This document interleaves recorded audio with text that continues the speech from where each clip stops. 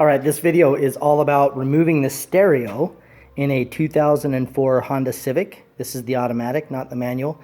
The instructions are a little different. So I saw a lot of videos online.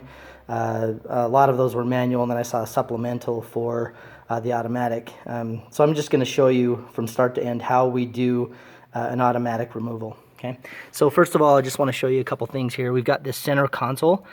Just a few of the panels need to come out in order to gain access up underneath the console here, kind of right there where the cigarette lighter is. Okay, so we need to gain access to that panel. I'm going to show you how to do that. First thing we need to do is remove this little piece right here surrounding the gear shift, right, or the shifter. Okay, and we do that by just getting up underneath this lip and popping the whole thing out. Okay, second thing we will do is remove this piece right here. Okay, kind of the same thing. We pop this out by getting underneath this lip right here all the way around. Okay, and I'm going to show you a trick for doing that. Once we do that, we're going to be able to pull this panel off. Okay, now you see this come up around here. Okay, all the way around here. This actually pops out this way. Okay, and once you do that, you get access to the underneath here, and there's a couple of screws, okay, that we'll need to take out, one here and one about here, in order for this whole thing to come out. Okay, so let's take a look at the tools that we need in order to take this out without damaging the system. Okay, so here are the tools that I used to remove the stereo. Okay, starting over here on my left, we've got a panel removal tool, okay, just general purpose panel removal tool. Comes in very handy for a lot of applications. The next two things are really just putty knives, okay, and these are plastic putty knives, not metal. Okay, and the reason I use plastic is really just not to damage any of the surrounding vinyl as I pull the stereo out. Generally speaking, this is a good couple of items to use in order to not damage things on any car, really, not just a Honda Civic. Okay, so I have two. The reason is I use them both in tandem, and in addition to that, I use the panel pry bar there. So I'll show you the technique that I use in order to not damage that vinyl. Okay, the next item we have here is the a nut driver, right? Basically just a small 1/4 inch drive ratchet, okay, with an 8mm socket, and I'll show you where exactly that comes in very handy as we go through the video. Okay, and finally on the right hand side, you see a Phillips screwdriver, just a very generic Phillips screwdriver. Okay, let's go ahead and take the panels off on the console. That's where we'll continue on now.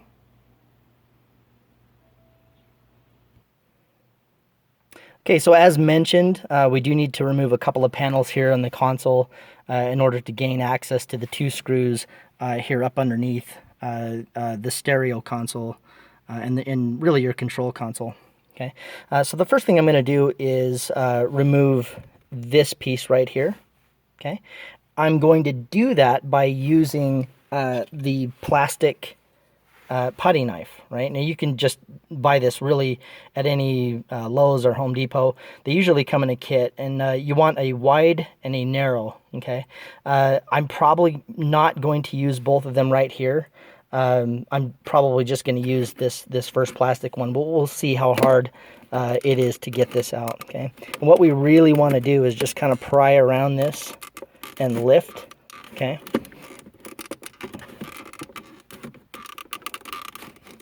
Okay, and once we get one corner up, that's all you really need. Okay, and then you can just by hand, you know, just work the rest of it out, up and out. Okay, so as long as you get that one corner up, you pretty much have the rest of it without too much trouble. Okay, so I'm going to get the rest of this out, and then I'm going to show you how to get the bottom panel out. Okay, and that's just a little bit trickier. Okay, what I do here is again take the putty knife, and what I want to do here is separate this seam. Okay, and we want to do that on both sides. Okay, so we've got this seam here and this seam here, and these are really just held in by little clips. Okay, So let's go ahead and see what we can do about popping this one out. Okay, again, using the plastic putty knife, you can see that starts to give way fairly easily. Okay. Okay. And once we have it to about that point, you can do the other side. Okay. So again, what I do here, let me just show you the technique. I slide this under. You see the angle that I'm at here. Okay. And I just kind of push it down in and pry it out. Okay. So I'll go ahead and do that. Okay. And once we have it to this point now, there's one little note of caution here. There are actually 2 screws in here, and if you pry on this too much, it will damage the little retainers that the screws go through here. There's one on this side and one on this side. Okay, so I'm going to show you now how to get those screws out without damaging them. Okay, so in order to get this panel out here, really the easiest thing to do is to take your plastic putty knife and push that into that corner right there, okay? Put it in kind of as far as it will go until it stops, and then just gently lift up, okay? You'll feel that snap, okay? You can do that to the other side as well, okay? Once you have it to this point, you really can just continue lifting it out, okay? And just kind of work your way around and pull it, and it just lifts straight off. Okay, so now that I have this off, you can see that there are 2 screws here. One here and one there. Okay, so that's the next 2 screws that need to come out in order to take this this bigger piece off here. Okay, so I'm going to go ahead and take those 2 screws out, and then I'll show you how to pop that whole console panel off. All right, in order to take this center console out here, you see the seam coming along this way. All we need to do is just grab onto these wings and kind of pull up.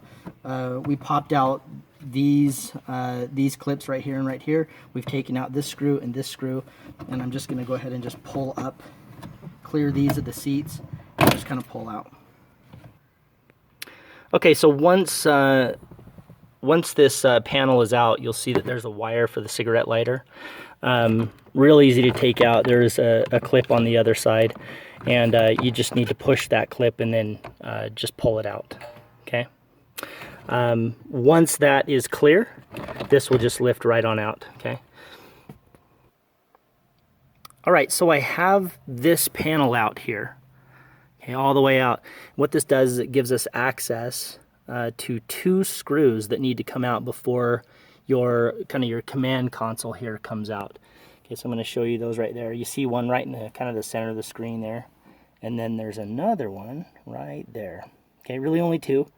Once these come out, that console will just not easily slip out. You still got to unclip a few things, but it will fairly easily come out. Okay, so this is kind of where that ratchet comes in handy. Again, this is a 1/4 drive with an 8mm socket on it. I find that this is easier to use than a screwdriver. However, if you do have a stubby screwdriver, that might work. I just noticed that these were really tight. The ratchet just seemed to work better. Okay, so you'll notice here that we have both a Phillips head and a nut at the top there, so you can use either or. Okay. At this point, we would just simply put on the ratchet, undo this screw, and this other screw here, right there. Okay, so I'm going to go ahead and do that, and then I'll show you the next step.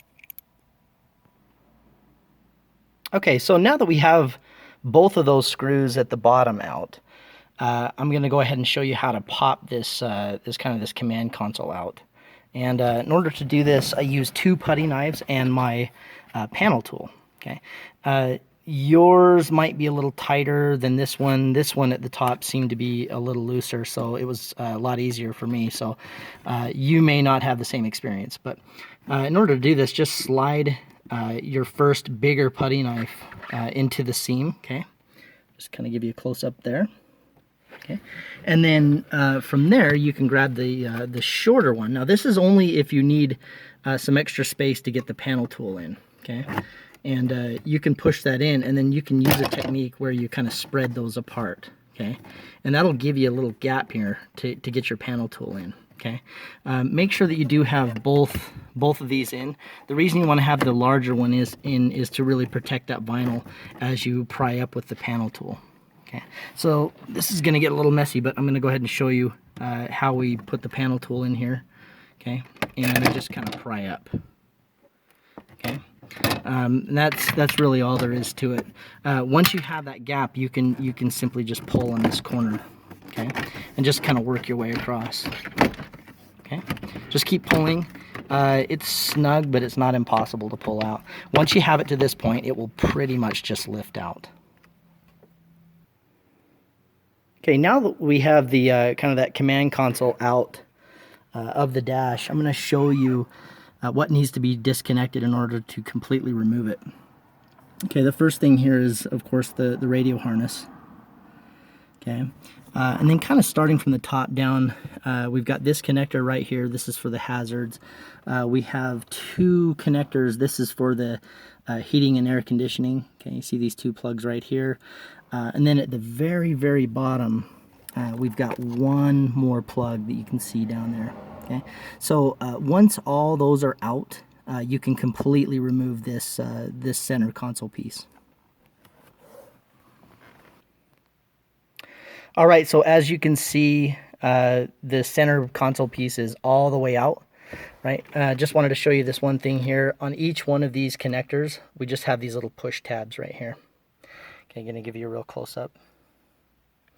Okay, so all you need to do is just push those and pull out. Okay, so here's our center console, excuse me, and I'm just going to show you around this this guy. Okay, to get the stereo out, there's a couple things that we need to do. On this model, we've got this little container thing here. On some models you don't, so it's probably a little different, or it might be a little different in your car.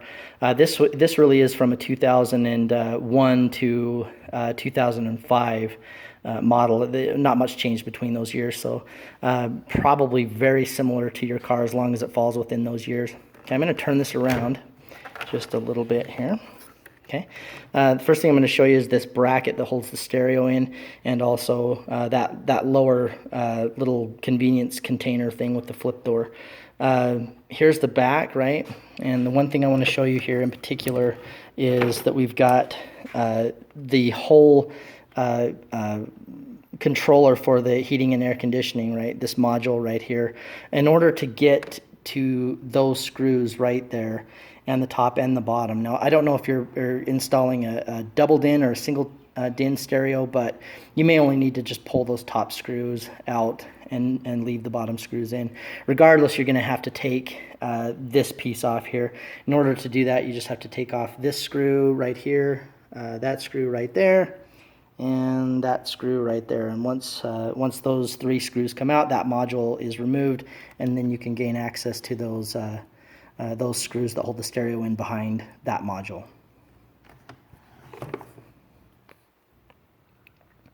Okay, I have the screws out of the air conditioning and heating module here.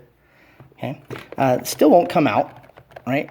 One other thing you need to do, just turn the unit over and pull these knobs off right here. Okay, they just pull right off. Okay, so once all three of these come off, the unit will just fall right out. All right, so once we have the module out, the rest really is just easy peasy. We can remove these top screws here and here, turn the module around, remove these screws here and here, and the radio will just slide directly out this way. Okay, so now that we have cleared that heating and air conditioning module, you see that we have access to the screws to remove the radio. Okay, again, the 8mm socket came in handy right here. These were really very tight. Removing them with just simply the Phillips screwdriver was very difficult for me. So I just ended up removing them with the socket driver.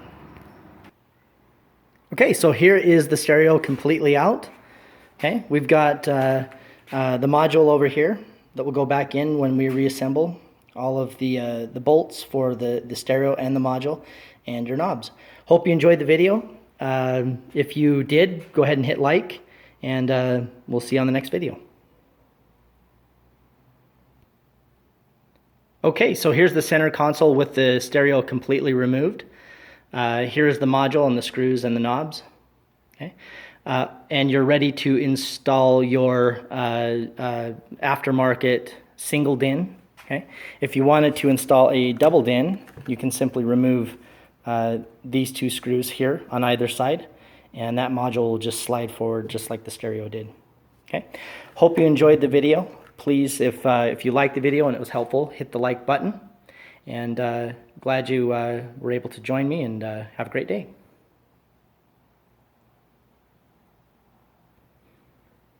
Okay, so here's the center console with the factory stereo completely removed. Okay, so this is for a single DIN installation. If you wanted to install a double DIN head unit, you simply could just remove these two screws here on either side, and this little container would slide forward just like the stereo did. Okay, that is all. Thanks for watching. If you like the video, please hit like, and